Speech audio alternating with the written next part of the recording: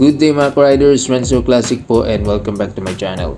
So kung kayo po ay naghahanap ng motor na pangkargahan, panghanap buhay, pang tricycle, dito po sa Premium Bikes sa Kawasaki Commuter Bikes ay meron po sila dito na pambato nila pagdating sa pang tricycle na motor. Ito ay abot kayang halaga, in fact mas mura po ito ng 1,000 sa Yamaha YTX 125 ko, ang Kawasaki Bajaj CT100.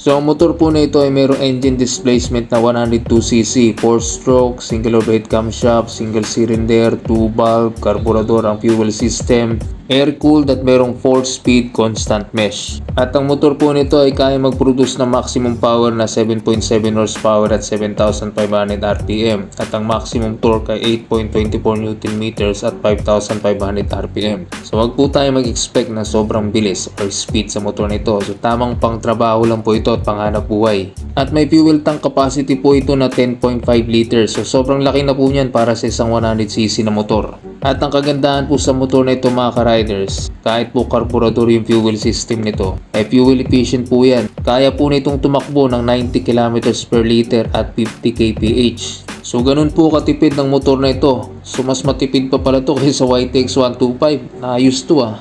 At pagdating sa kanyang front suspension, syempre naka-traditional front suspension lang ito. Tapos sa rear suspension naman siya ay naka-dual shock absorber.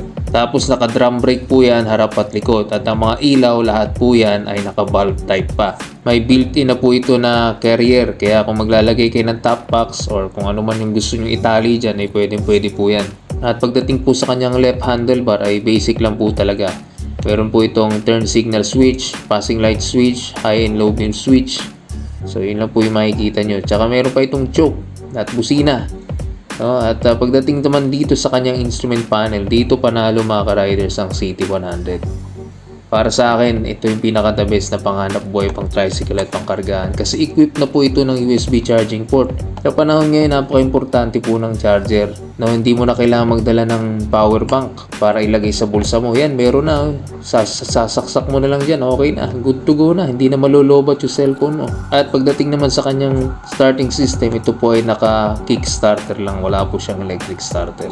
So, basic na motor, built panghanap buhay, pang tricycle talaga. Tipid na tipid sa gas. Kahit carburetor po yan. At meron pa siyang center stand. So, pag kailangan mo ayusin, napakadaling ayusin kasi malaking tulong ang center stand. At pwede mo rin itong pagandahin at gawing project bike.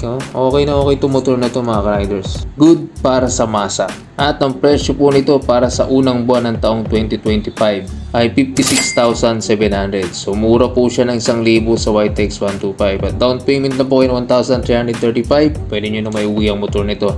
At for 24 months or 2 years, monthly installment ay 3,861 at may rebate na 600. At for 36 months, 3 years ay 3,132 at may rebate na 700.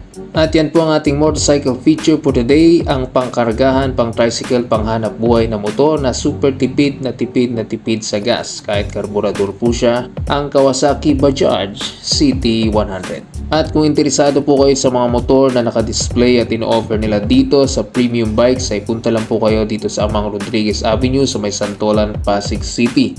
And look for Sir Conrad, ang kanilang branch manager, palay-paliwanag sa inyo ang payment or financing pagdating sa installment or cash payment or kung ano pa. Alright mga riders, at kung nagustuhan nyo po itong aking video for today, ay huwag nyo po kalimutan mag-subscribe, like my videos, and press that notification bell para po lagi kayo updated sa mga susunod ko pa na videos. Alright mga riders, at maraming salamat po. Renzo Classic.